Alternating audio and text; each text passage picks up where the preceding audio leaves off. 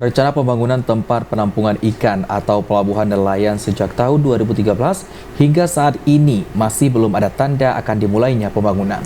Padahal tanah untuk lokasi pembangunan itu telah dibebaskan di kawasan Kampung Ujung Baru, Kecamatan Johan Pahlawan. Pemerintah berencana membangun tempat penampungan ikan atau pelabuhan nelayan di Kampung Ujung Baru, Kecamatan Johan Pahlawan. Namun hingga saat ini belum terrealisasi, sehingga hal ini membuat para nelayan kewalahan mencari tempat berlabuh untuk membongkar hasil tangkapan mereka. Panglima Laut Kabupaten Aceh Barat Amiruddin mengatakan pihaknya merasa kecewa karena pembangunan tempat penampungan ikan yang sekaligus dapat menjadi pelabuhan nelayan hingga kini tidak terrealisasi. Padahal lokasi untuk pembangunan tempat ini telah dibebaskan dari pemilik sebelumnya.